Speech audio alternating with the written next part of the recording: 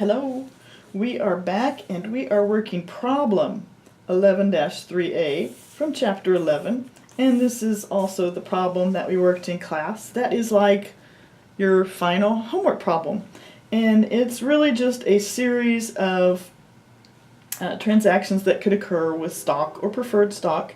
And in this example, what they're giving us is the stockholders' equity portion of the balance sheet, which we're going to need because it's what's telling us the par values, all right, and how many shares are outstanding, which we may need these things to calculate capital in excess of par, to calculate dividends, right, to do different transactions. All right, so this is information that we do need to know, and we'll work through some of these transactions. We'll work through all of these transactions, and I'll do the math to help you understand that.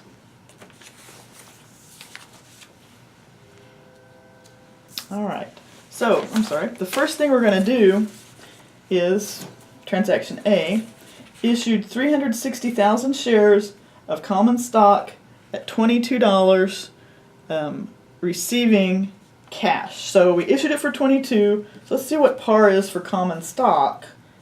Common stock has a $12 par, right? So clearly we're going to have an excess of par of $10 per share, right? So we have to calculate that. So I'm just going to go ahead and do that math stuff, right, to figure out how much cash, how much common stock, and all that good stuff. So I just made a little separate sheet for the math.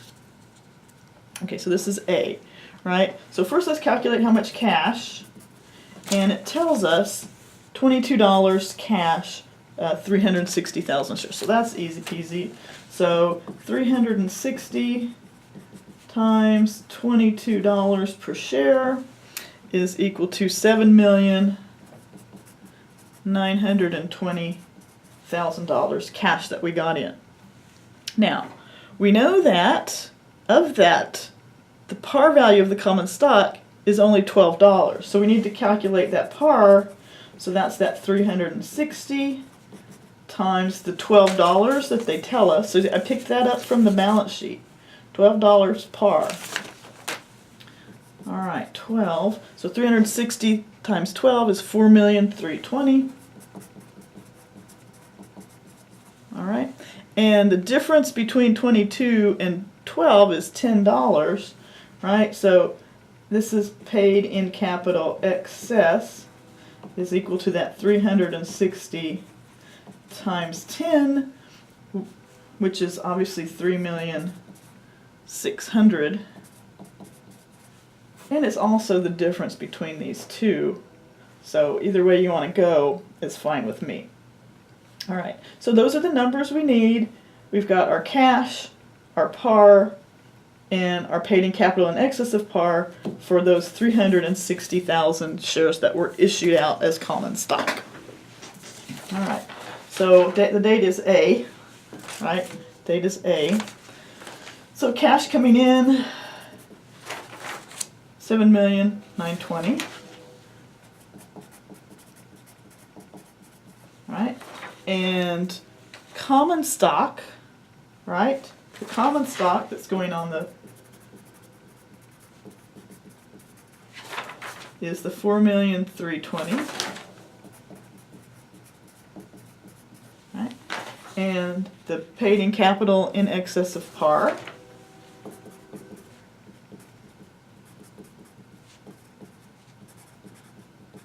And we're going to put common because there is also preferred stock for this company. The paid in capital in excess was that 3,600,000. Debits equal credits, so we're done with transaction A. Transaction B. Issued 14,000 shares of preferred 1% stock at $43. Okay, so we're put out some more preferred.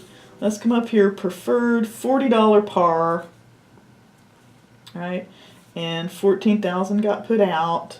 So again, just like before, we need to calculate our cash and we need to calculate our preferred stock at par and our capital in excess of par. All right, so I'm going to just do a little bit of math here for B. All right, so cash, that's the easiest part, right? Cash, we issued 14,000 shares for $43. So 14,000 times 43 is equal to 602,000. Right? So there's our cash. So how about the par? Well, it's that same 14,000 times, we're going to have to look and see what the par is. $40 times 40 is equal to $560,000. Right? And so the paid in capital excess, right, is 14 times 3, or 602 minus 560, right? And that is equal to $42,000. Right? So that's the numbers we need to do our transactions. The cash that came in, the par value of the issued preferred stock, and excess of par of the issued preferred stock. So then our transaction B is going to look like cash, 602, right? And then preferred stock, right?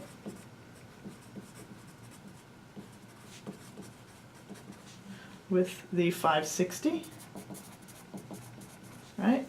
And then the paid in capital excess of par preferred, which is 42, right? And my debits equal my credit. My debit equals my credits. So great, I'm done.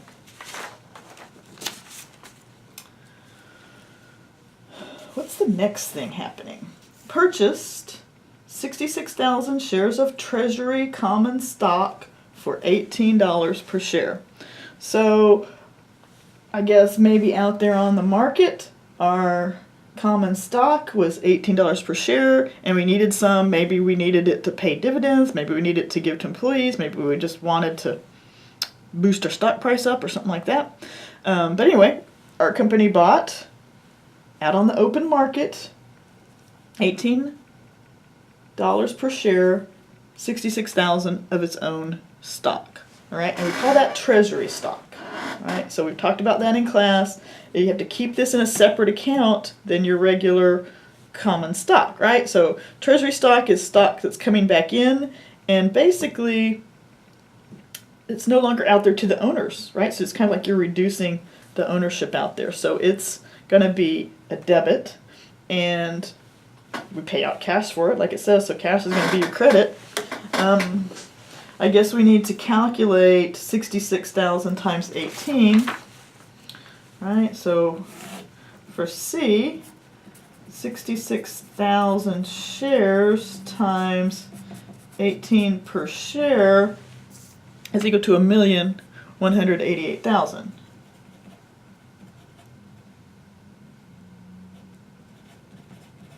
All right, so that's the treasury stock that we've purchased that comes in, and the cash, of course, going out.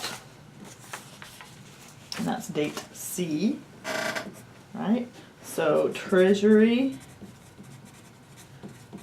stock goes in a separate stock account, and of course cash got paid out, and that amount was the 1,188,000.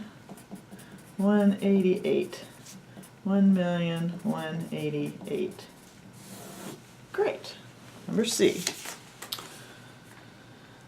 Next, sold 51,000 shares of Treasury common stock for 21. So hey, we're going to sell some of our stock, put it back out there on the open market. Now, we have to separate out the paid in capital in excess of what we paid. So doing a little math. It's kind of working like when we issue stock, but instead of using par value, we use what we paid for it, which was the 18. Right, because when you think about it, it's kind of like it has a new par value if you bought it back at a different price. So let's do the math for D. Of course, we need to figure out how much cash we're getting in, right? So just like before, we're going to do the cash, which it tells us we sold 51,000 at 21. So 51,000 times 21 is equal to 1,071,000. Right, so 1 million. So that's the cash that came in, right? We kind of have to do the par, right? We're just going to call it treasury stock, right? Treasury stock, which is 51,000 times the 18 that we paid for it, right? So that 51,000 times $18 per share that we paid for it originally is 918.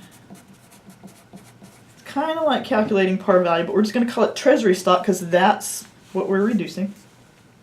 Right, that's what we call a common stock value, 918. And so then the difference is my paid in capital excess. And this is from treasury, right, to keep it separate from common stock, preferred stocks. We're going to put treasury, right? And so that difference is the 51,000 times, would that be $3?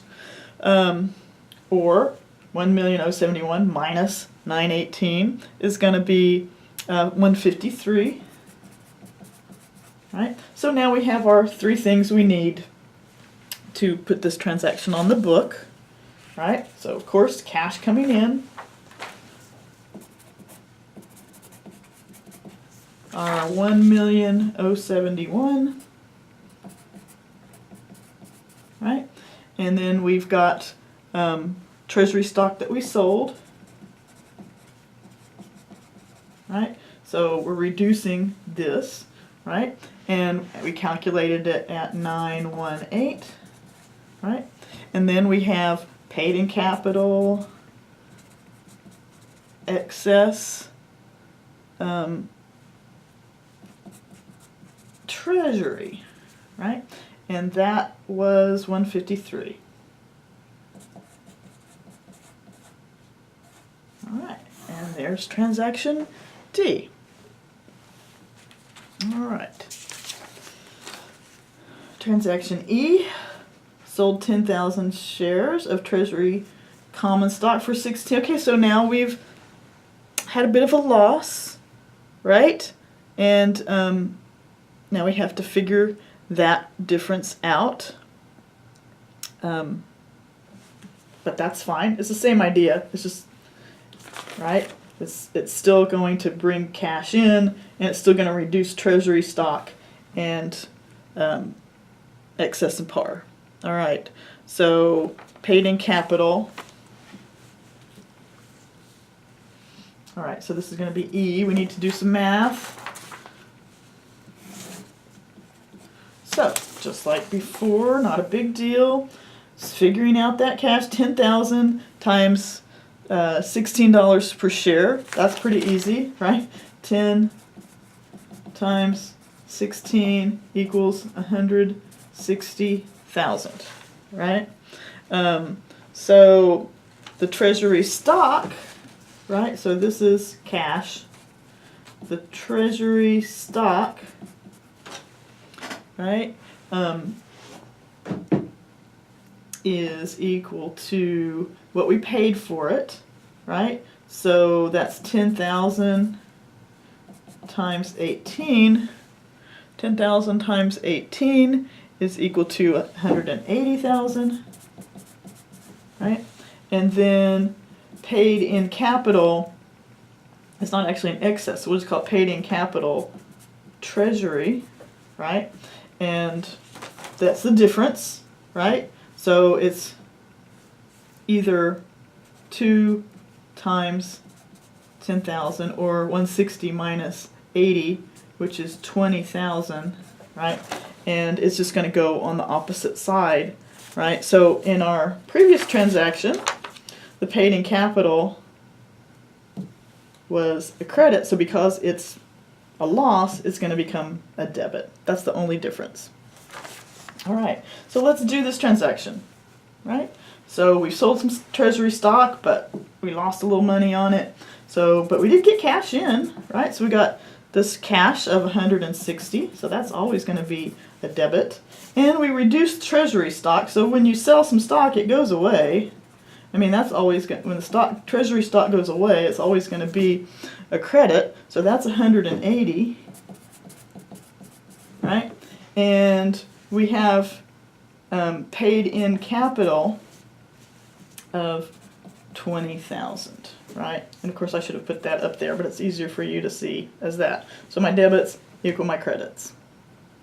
All right, and that is transaction E. Let's see, transaction F.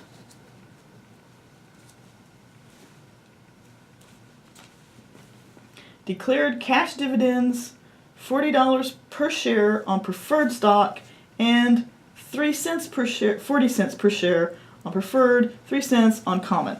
So we need to figure out the cash dividends, right? How many shares we need to pay dividends on, right? So let's see what we've got out there. Okay, so you may recall we started out with 45,000, right, in preferred, and then we issued 14, right? So let's do the math for F, right? So we need to figure out preferred outstanding, right? So that was 45,000 plus 14,000 equals 59,000. So there's 59,000 shares of preferred stock outstanding. So that means we're going to have to pay 40 cents per share on 59,000. Right? Okay. Right? Then we're going to have to figure out how much common stock is outstanding. Right? So common stock, we'd issued 1,250,000, right? But then we also issued 360, right? Then we purchased back 66,000. So when we bought that treasury stock, it was no longer outstanding, right? But then we sold some. We sold 51,000, and we sold another 10,000, right? Right? So that means that we have outstanding shares times 3 cents. All right? So this is all of our shares that we now have outstanding that we've recalculated times 3. And that ends up being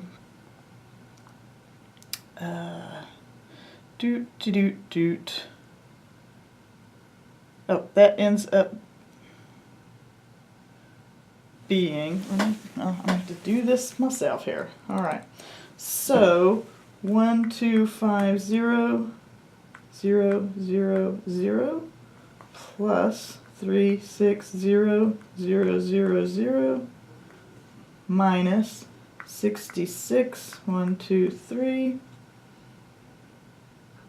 plus 51,123 plus 10,123 equals 1,000,000.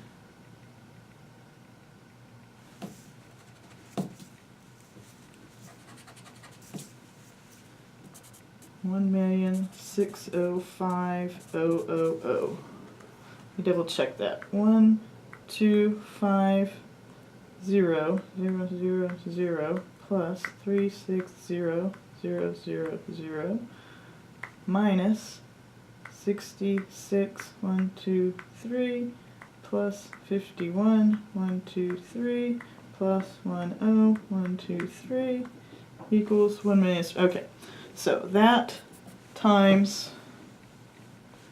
0.03 equals the 48,150. So that's cash dividends for the common stock. Preferred equals 59,000 times 0.4.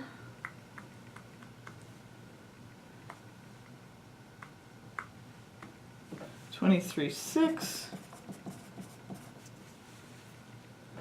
23,600 plus my 48,150. 71,750. Right. 23,600 plus 48,150 equals 71. So that's my total cash dividends that I've declared. All right.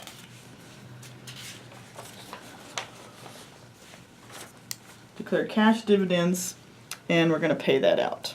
All right. So that is just a cash dividends declaration. All right. So so the date is F, right? Cash dividends, right? And cash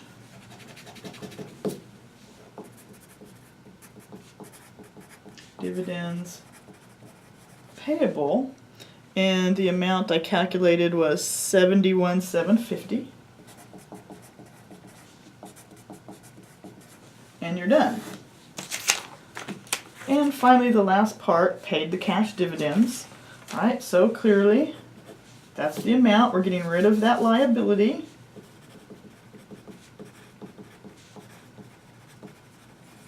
And of course, you pay cash dividends with cash.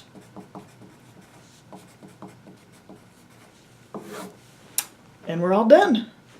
Great, congratulations on finishing chapter 11, and one more chapter to go. Good luck with everything.